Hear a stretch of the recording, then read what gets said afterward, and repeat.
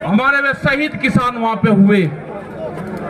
प्रधानमंत्री भारत सरकार ने एक भी जवाब ये नहीं दिया कि हम 1 मिनट का मौन धारण करेंगे। ये समझना पड़ेगा आप लोगों को, ये समझना पड़ेगा आप लोगों को कि जिस तरह से यहाँ पे देश की प्रॉपर्टियां बेची जा रही है, ये लोग कौन हैं जो देश के संस्थाओं को बेच रहे, इन लोगों की पहचान करनी पड़ेगी। देश में बड़े बड़े आंदोलन ये चलाने पड़ेंगे। आज से जो संयुक्त मोर्चा ने फैसले लिए हैं उसके तहत हमको बड़ी बड़ी मीटिंगें पूरे देश भर में करनी पड़ेगी। अब ये मिशन खाली मिशन उत्तर प्रदेश और ये नहीं उत्तराखंड, मिशन होगा संयुक्त मोर्चे का देश बचाने का। ये देश बचेगा, ये संविधान बचेगा। आज लड़ाई उस मुकाम पर आ गई कि देश के जो नौजवान हैं, जो 14 करोड़ लोग जो बेरोजगार हमारे साथी हमारे बच्चे हुए हैं, ये आंदोलन उनके कंधों पे है। जिस तरह से एक चीज बेची जा रही है, 3 कानून भी उसी का ही एक हिस्सा है। पहला है कि यहाँ पे रेल और हवाई जहाज और हवाई अड्डे बेचे जाएंगे। किसने परमिशन दी? किसकी ताकत है कि देश की प्रॉपर्टियों को बेचोगे? आपने घोषणा पत्र में नहीं लिखा, देश की जनता को धोखा दिया। धोखा नंबर 1।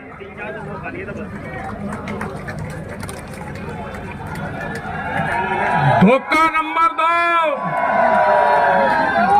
धोखा नंबर 2, बिजली बेचेंगे, प्राइवेट करेंगे बिजली को। ये धोखा नंबर 2 कहीं घोषणा पत्र में नहीं लिखा। जब वोट मांगी नहीं कहा कि बिजली भी बेचेंगे।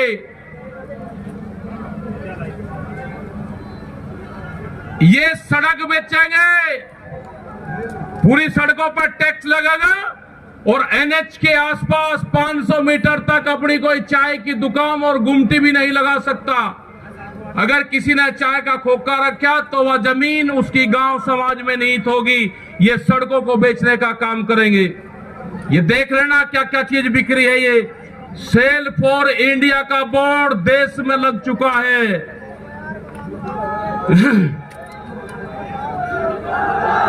ये है LIC जो बड़ी कंपनी देश की, बैंक, ये सब बिखरे हैं। इनके खरीदार कोई और नहीं है, खरीदार अडानी और अंबानी है। ये बिखरे हैं सब। FCI की जमीन जहां पे हमारा भंडारण होता था, वे पूरी जमीन, पूरे गोदाम अडानी को दे दिए गए हैं। पूरी FCI के जो गोदाम हैं अडानी के कब्जे में हैं। आपके पास में, भारत सरकार के पास में कोई भी गोदाम अब नहीं बचा है। देश के बंदरगाह, पूरा जो समुद्र के तट थे 100 किलोमीटर तक एक कंपनी को बेच दिए। वे बंदरगाह भी बिक गए। ये भी आपको जानकारी होनी चाहिए। वहां पे जो मछली पालन किसान हमारा था, जो नमक का किसान हमारा था, सब खत्म हो गए। बड़े बड़े बंदरगाह वहां पे बिक चुके हैं।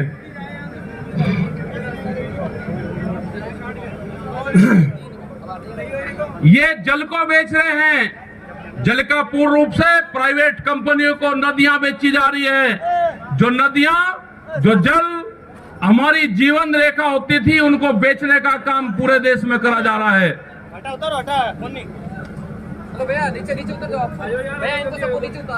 ये इंडिया ऑनलाइन सेल, मतलब कोई भी कीमत किसी भी चीज की लगा सकता है। भारत बिकाऊ है। ये भारत सरकार की पॉलिसी है। अब खतरे में कौन कौन है?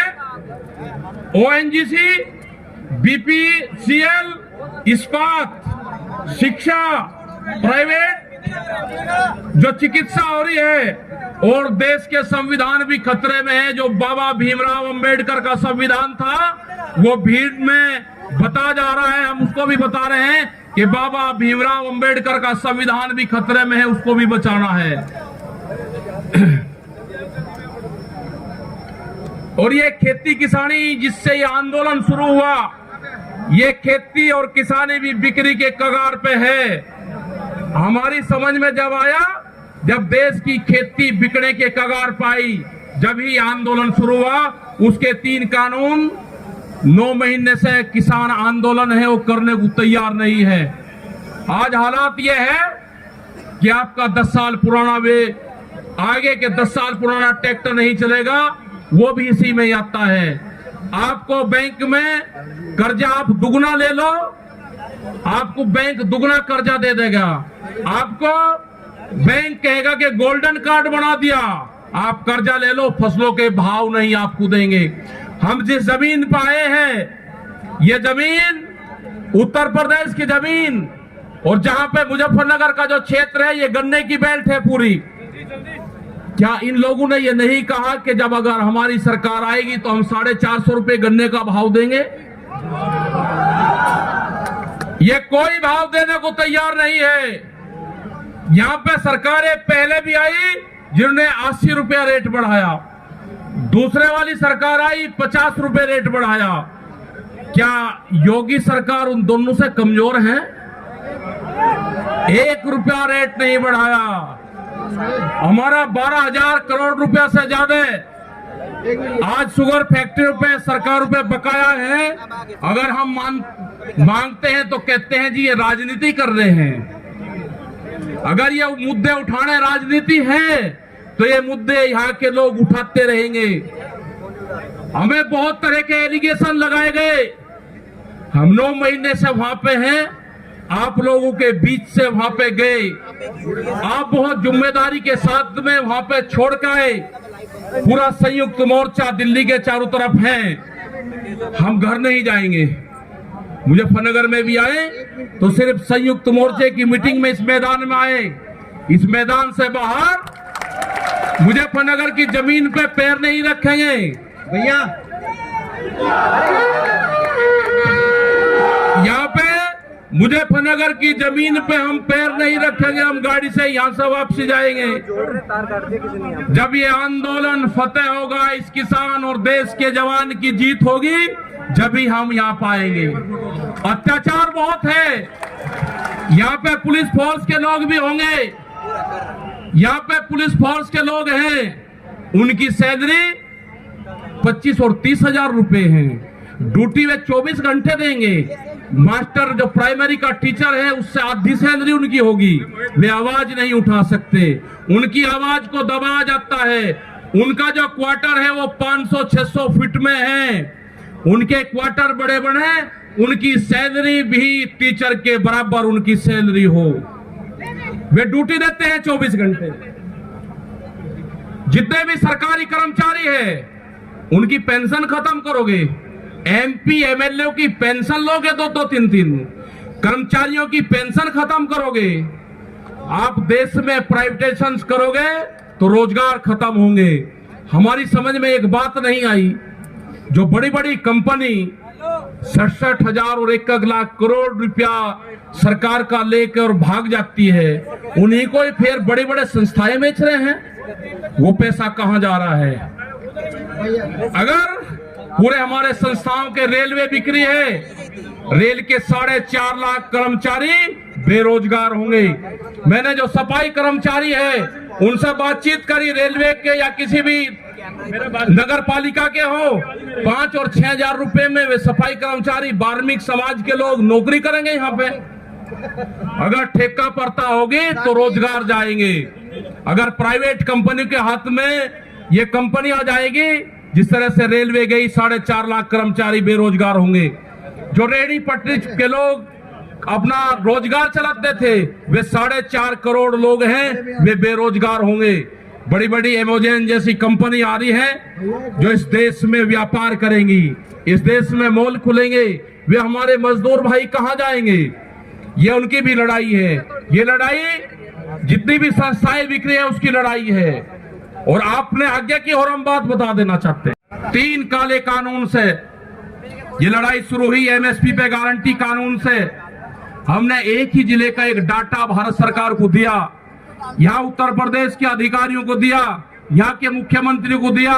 रामपुर जिले में जो मंसूरी धान की खरीद होती है वो बिहार में पैदा होता है, उसको बेच रहा है यहाँ पे। वो पंजाब जाता है, हरियाणा जाता है, बड़े व्यापारी का धान फसलें एमएसपी पे बिकती है, किसान की 10 से 15% बिकती है। ये आपको समझना होगा। पूर्ण रूप से फसलों के दाम नहीं तो वोट नहीं, ये नारा लगाना पड़ेगा। फसलों के दाम नहीं तो वोट नहीं। जब तक इस सरकारों को वोट की चोट नहीं दोगे, ये दोनों बाहरी लोग हैं, इनको यहां से जाना होगा।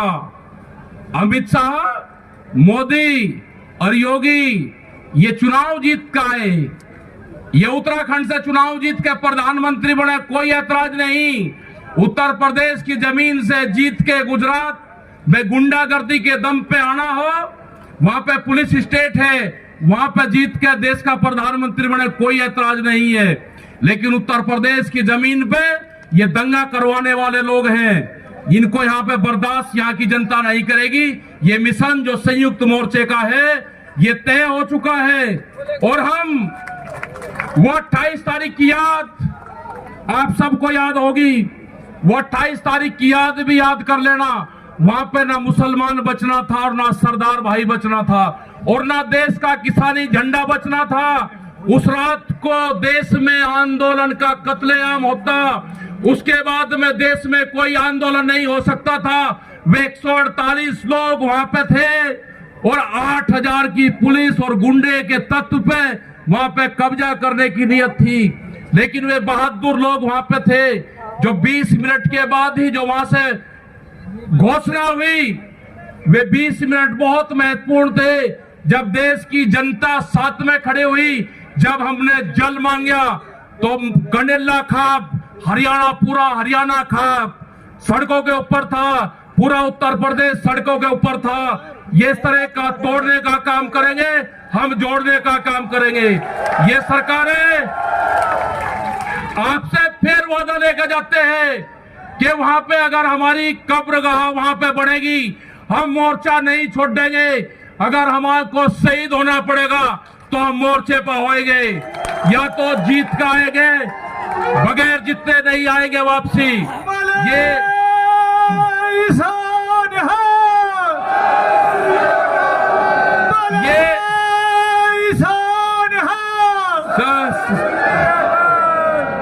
इस तरह की अगर सरकारें देश में होंगी तो ये दंगे करवाने का काम करेगी।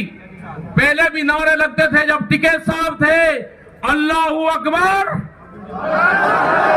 अल्लाहू अकबर, ये नारे लगते थे। हर हर महादेव और अल्लाहू अकबर के नारे इसी धरती से लगते थे। ये नारे हमेशा लगते रहेंगे, ये नारे हमेशा लगते रहेंगे। दंगा यहां पे नहीं होगा। ये तोड़ने का काम करेंगे, हम जोड़ने का काम करेंगे। किसी गलत फहमी में मत रहना। ये देश हमारा है, ये प्रदेश हमारा है, ये जिले हमारे हैं। आप तैयार रहना। ये कहते हैं कि लाल किले पे किसान गया, अगर लाल किले पे नहीं, किसान तो अगर जाता तो पार्लियामेंट पे जाता जहां पे कानून बने हैं। लाल किले पे धोखे से लेके गए हैं आप हमको, हमारे लोग नहीं गए, धोखे से लेके आप लोग गए हैं। क्या कोई देश की एजेंसी है कि जो उसको जांच कर दे? क्योंकि कोई एजेंसी बोलने को तैयार नहीं है। पूरे देश पे इनका कब्जा हो चुका है, पूरी एजेंसियों पे। देश में कैमरा और कलम पे बंदूक का पहरा है। कैमरा और कलम पे किसी प्रेस की हिम्मत नहीं कि वो किसान के पक्ष में दिखा दे। निगेटिव दिखाते हैं बहुत प्रेस के लोग। तो इन सब लोगों का आपको ध्यान रखना है। ये आंदोलन जारी रहेगा। वो 28 तारीख की जो काली रात है उसको आप याद करते रहना। हम वहां से हटेंगे नहीं, किसी भी कीमत पर वहां से जाएंगे नहीं। देश के नौजवानों का रोजगार का सवाल है। 450 रुपया क्विंटल गन्ने का इन्होंने भाव की बात करी थी, वो चाहिए हमको। हमको फसलों पे एमएसपी की गारंटी चाहिए। प्रधानमंत्री ने कहा कि 2022 में फसलों के रेट दुगने होंगे, आमदनी दुगनी होगी। 3 महीने की बात रहेगी है। 1 जनवरी से बिकने वाली फसलें दुगने रेट पे बेचेंगे। ये प्रचार हम करेंगे। हम जाएंगे देश की जनता के बीच में, पूरे देश में संयुक्त मोर्चा आंदोलन करेगा। और हमने बार बार कहा कि हमारे पंच भी यही है और हमारा मंच भी वही है। आपने बात सुनी, ये 20 लाख से ज्यादा लोग मुजफ्फरनगर की जमीन पाए। इन सब का बहुत बहुत धन्यवाद, सभी वॉलंटियरों का धन्यवाद। अभी हमारे कुछ लीडर रह रहे हैं, आप उनकी बात सुनोगे। धन्यवाद। जय हिंद, जय भारत। वाहेगुरु जी का खालसा, वाहेगुरु जी की फतेह।